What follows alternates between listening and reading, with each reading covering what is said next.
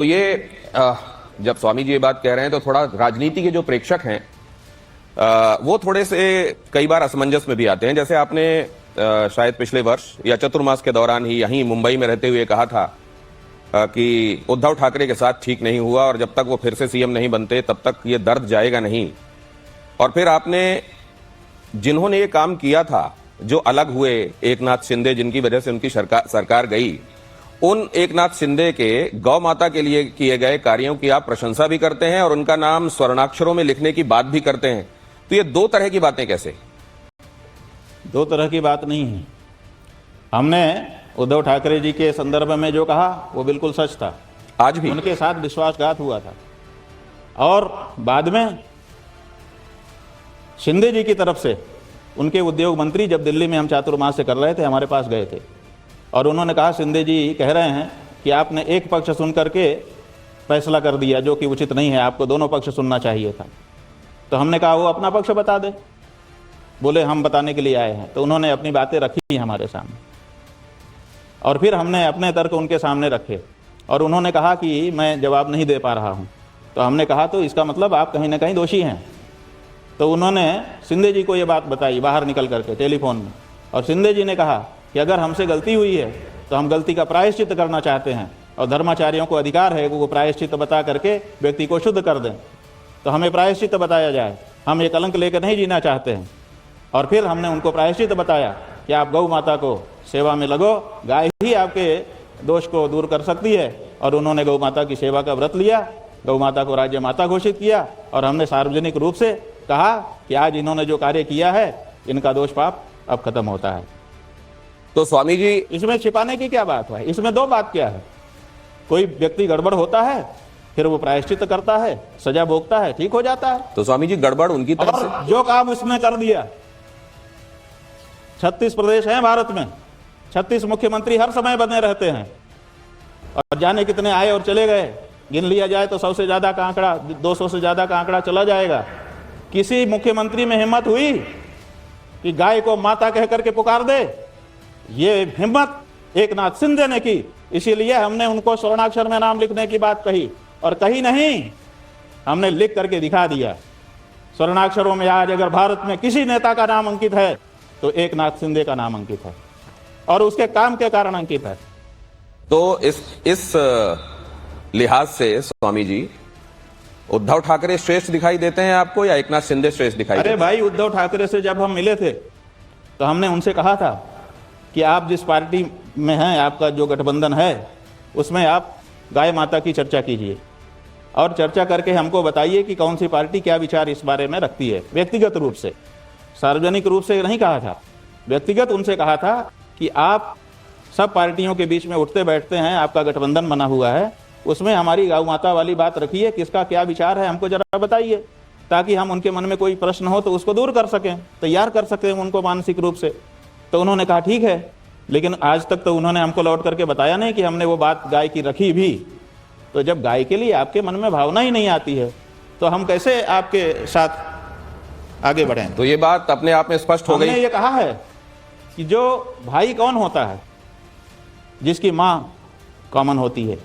जिसकी माँ गाय नहीं है वो हमारा भाई कहीं नहीं हो सकता, कभी नहीं हो सकता। कि आप कह रहे हैं बिहार में जाकर गौ माता के लिए राष्ट्र के संकल्प की अलख आप जगाएंगे, लेकिन वहां तो गालियां दी जा रही हैं, वहां तो देश के प्रधानमंत्री को उनकी माता जी को गाली दी जा रही है, वहां का तो नैरेटिव ही कुछ और चल रहा है।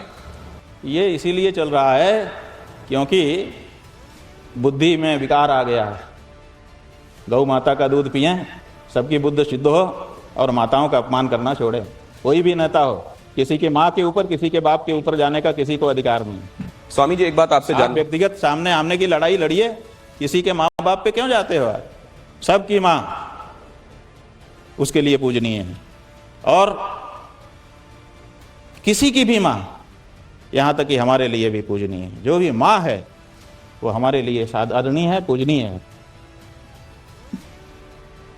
माँ जननी वो सबके लिए पूजनीय। तो अब गुरुजी सवाल ये है कि इस तरह के माहौल में जहां ये सब चल रहा है, अरे जननी तो दूर, जननी की जो भूमि है, भगवान ने क्या कहा? अपि स्वर्णमयी लंका न मे लक्ष्मण रोचते जननी जन्मभूमिश्च स्वर्गादपि गरीयसी। जननी और जन्मभूमि स्वर्ग से भी बढ़कर के होते हैं जी, ये भारत की संस्कृति है। स्वामी जी, लोग अपने घर में पहली रोटी गौ माता के लिए निकालते हैं, गाय की पूजा की जाती है, उनको समय समय पर जाकर, वो ठीक है इसलिए ही सही कि उनकी ग्रह शांति हो जाए, बहुत सारे लोग जाके चारा भी खिलाते हैं, लेकिन फिर क्या ये इलेक्शन के दौरान किसी मैनिफेस्टो का हिस्सा हो सकता है जिसमें कोई सरकार बने या बिगड़े? आपको लगता है बिहार में ये उस तरह का फैक्टर हो सकता है जो एक सरकार बनने या ना बने के बीच का अंतर हो सकता है? देखिए, ये फैक्टर क्या होगा क्या नहीं होगा, ये गुणागणित राजनीति के लोग लगाएं। हम तो शुद्ध हिंदुओं के हृदय को जागृत करना चाहते हैं कि तुम उसी को वोट देना शुरू करो जो गाय के लिए खड़ा हो, गाय के लिए समर्पित हो। अगर गाय के लिए वोट पड़ने लगेगा, कुछ लोग अगर गाय के लिए खड़े होने लग जाएंगे, तो राजनीति के लोग भी गुणागणित लगाने लगेंगे कि भाई इतना गाय का वोट है, हमको गाय का बात करनी पड़ेगी। तो गाय जो है वो वोट का कारण है, गाय से वोट कटेगा और गाय से वोट मिलेगा। ये बात जब पता चलेगी नेताजी को, तो नेताजी को इस बारे में सोचना ही पड़ेगा। इसलिए हम जा रहे हैं।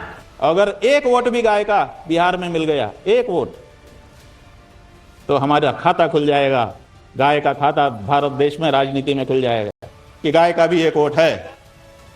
सनातन, वो हमारी सफलता होगी। आज 0 वोट है, अगर एक वोट मिल गया बिहार के चुनाव में तो हमारा खाता खुलेगा। इसलिए हमें कोई दिक्कत नहीं, हम तो प्लस में ही जाने वाले हैं। तो मैं बस आप लोगों के पास आता हूं, बस एक दो सवाल में जरूर पूछ लूं, क्योंकि उसके बाद हमारा पर्सपेक्टिव क्लियर हो जाएगा, तो आप लोगों की बातचीत करने में आसानी होगी। एक वोट भी अगर मिलता है तो गौ माता के हिसाब से हमारा खाता खुल गया।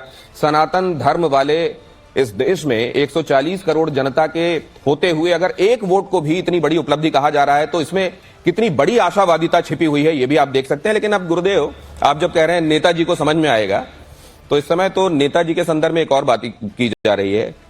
क्रिमिनल नेता बिल के संदर्भ में आपने देखा होगा कि अगर नेताजी ने कोई क्राइम किया, वो किसी पद पर भी बैठे हों, अगर उनका डिटेंशन, उनकी हिरासत 30 दिनों की हो गई, तो 31वें दिन उनका पद समाप्त हो जाएगा। अगर वो मामला जिसमें वो कन्विक्टेड है 5 साल या 5 साल से ज्यादा सजा वाला है। इसके आप पक्ष में हैं या विरोध में? बात यह है कि ये कौन तय करेगा? न्यायालय तय करेगा।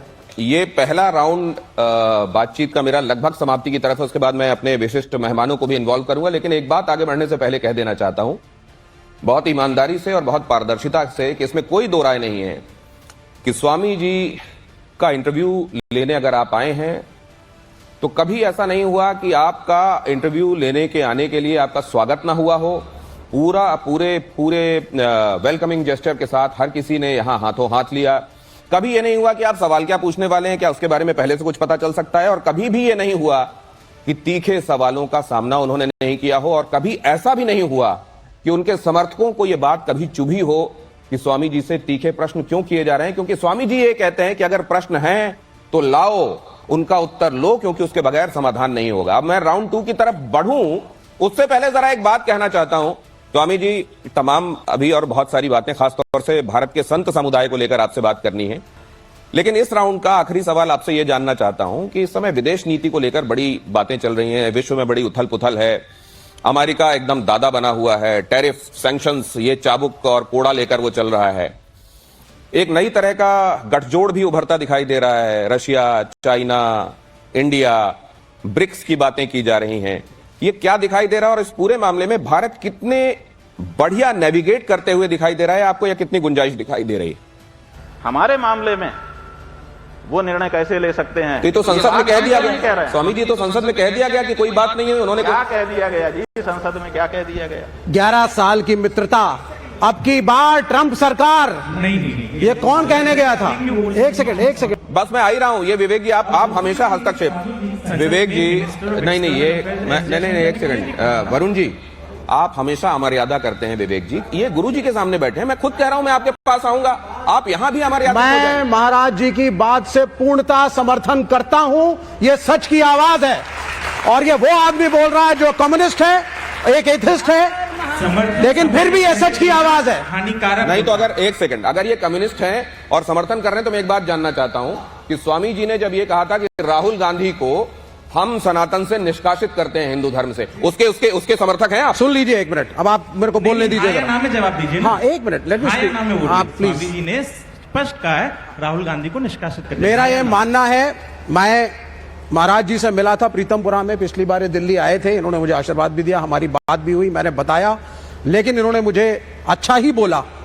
और इस बार जब फिर निमंत्रण मिला तो मैं फिर आया और एक अच्छी भावना के साथ आया हूं। अरे जो पूछा है बताइए। एक सेकंड रुकिए जरा, आप बहुत प्रवचन दिया आपने, मैं बोल रहा हूं, सुनिए जरा आप। इस मुल्क के अंदर एक कल्चर बन गया है, अगर आप बीजेपी के साथ हैं तो आप हिंदू हैं, अगर आप कांग्रेस के साथ हैं तो आप हिंदू नहीं हैं, अगर आप नॉन पॉलिटिकल हैं तो आप हिंदू नहीं हैं, अगर आप मोदी का समर्थन नहीं करते तो आप धर्मगुरु नहीं हैं।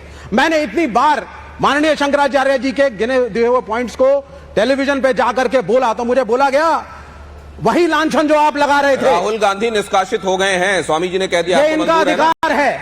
जो शंकराचार्य मोदी और राहुल को एक पलड़े में डालता है वो शंकराचार्य का मेरे को समर्थन है। मैं बेशक मानूं या ना मानूं, और मैं इंडिया अलायंस का हूं। एक मिनट सर, मैं इंडिया अलायंस का हूं, मैं राहुल गांधी के साथ हूं, लेकिन एक धर्मगुरु का अधिकार है, और वो धर्मगुरु जो इस देश के प्रधानमंत्री और लीडर ऑफ ऑपोजिशन को एक साथ तौलता है, वो सच की आवाज है। नहीं विवेक जी, एक सेकंड, ये आपने सफेद वस्त्र पहने हुए जरूर हैं, लेकिन आप राहुल गांधी के एडवोकेट की तरह बोल रहे हैं। विवेक जी आप प्लीज थोड़ी देर, प्लीज मर्यादा। बिल्कुल। बिनु सत्संग विवेक न होई, तुलम न सोई। लेकिन अब मैं एक स्वामी जी, ये कहा जा रहा है कि आज के जमाने में perception is the new form of reality. आपकी छवि आपकी सच्चाई से ज्यादा बड़ा सच होती है, ये समाज में अब धारणा है। ऐसे में आपको कांग्रेस समर्थक टेसिटली अंडर करेंट्स में अप्रत्यक्ष रूप से, लेकिन कांग्रेस के साथ खड़ा हुआ दुनिया क्यों मानती है, ये सवाल है। तो वो जो परसेप्शन है वो बनता नहीं है, वो बनाया जाता है, छवियां गढ़ी जाती हैं, और उसके लिए बहुत बड़ी बड़ी कंपनियां होती हैं, बहुत बड़े बड़े विद्वान होते हैं, बहुत बड़ी बड़ी संरचनाएं होती हैं जो छवियां बनाती बिगाड़ती रहती हैं। तो कोई क्या है इससे कोई मतलब नहीं है। जिसके पास संसाधन है वो जिसकी चाहे वैसी छवि जैसी वो चाहता है गढ़ सकता है, पहली बात। दूसरी बात यह है कि हमारे मन में किस पार्टी की क्या छवि है वो हम बता सकते हैं। जैसे आप कह रहे हैं छवि, तो जनता में क्या छवि है हमारे बारे में वो तो आप जनता बताएगी, आप लोग बताओगे उनसे बात करके। लेकिन पार्टियों के बारे में हमारे मन में क्या छवि है, कम से कम उसको तो हम साधिकार बता ही सकते हैं जी। तो आपको हम बताना चाहेंगे कि कांग्रेस पार्टी ने, उसके सभी बड़े बड़े नेताओं ने कहा था हमारे पूर्वजों को कि आज़ादी की उसमें स्वतंत्रता की लड़ाई में भाग लीजिए, आइए हम अंग्रेज़ों को भगाएंगे और आज़ादी के बाद पहली कलम से गौ रक्षा का कानून पास करेंगे। आज़ादी आ गई, कांग्रेस सत्ता में आ गई, और उसके बाद से लंबे समय तक सत्ता में रही, गाय को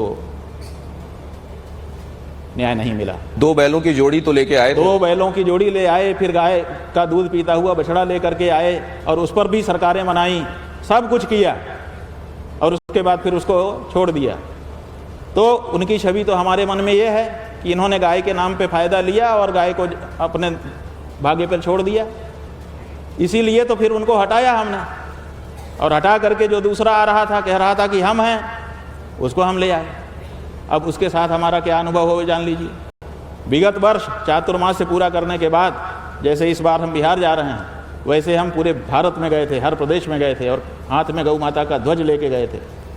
और कुछ राज्यों में जिनमें भारतीय जनता पार्टी का शासन था, हमको राज्य में प्रवेश करने से रोक दिया गया जी। लिखित रूप से लेटर सार्वजनिक हो चुके हैं, और कहा गया कि गाय का मांस खाना हमारी संस्कृति है। भाजपा के लेटर पैड पर लिख करके आया और हमको रोक दिया गया।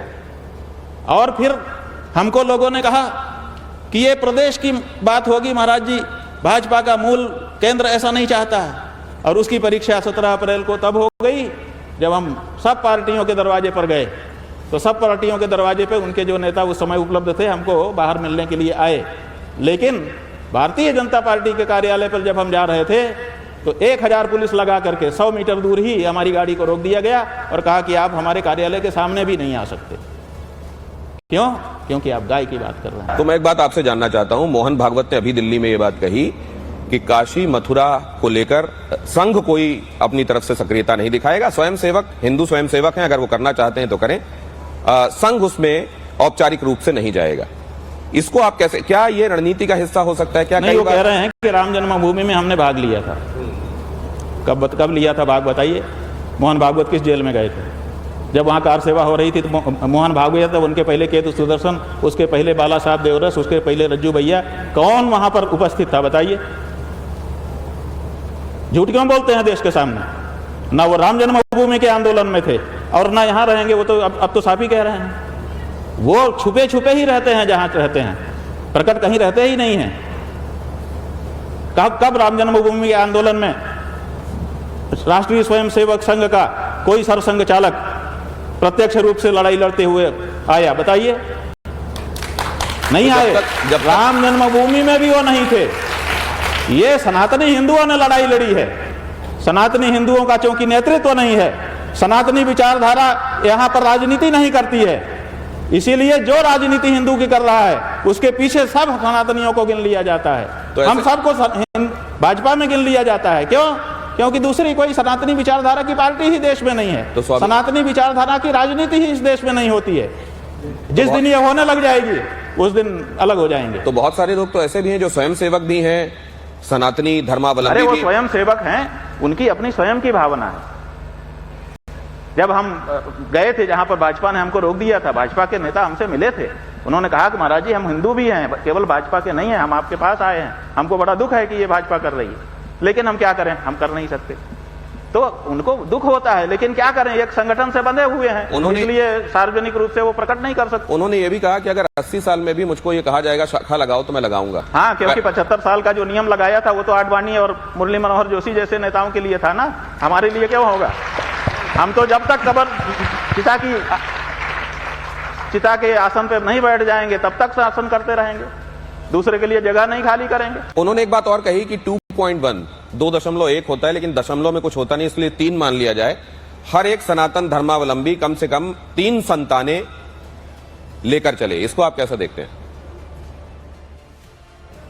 पहले इन लोगों ने यही मोहन भागवत जी हैं, पहले इन्होंने नागपुर में बैठक की थी और नागपुर में बैठक करके वासुदेवानंद सरस्वती को बुलाया था और वासुदेवानंद सरस्वती के बगल में ये बैठे हुए थे और उन्होंने भाषण दिया था, वीडियो मौजूद है, और उन्होंने कहा था कि हम 2 हमारे 10।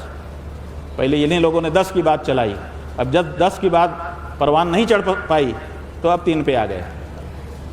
ये कुछ चलाते हैं, देखते हैं कि चल रहा है कि नहीं, जब नहीं चलता है तो बदल देते हैं। आपके हिसाब से सही नंबर क्या है? भाई हमारे हिसाब से ये तय नहीं करना चाहिए कि हम कितने संतान होंगे, जितनी होती है उन्हें देना चाहिए। हम अपनी माँ के 9वें संतान हैं। अगर हमारी माँ पिता ने ये तय कर लिया होता सरसंघ चालक के कहने से या सरकार के कहने से, तो आज हम आपके बीच में ना होते। इसलिए आगत का स्वागत करो। तो आप इतनी बड़ी भगवान का वरदान है संतान, इतनी जिसको सारी नहीं है उससे पूछो कहाँ कहाँ भटक रहा है और क्या क्या कर रहा है। इसलिए जो आता है आने दो।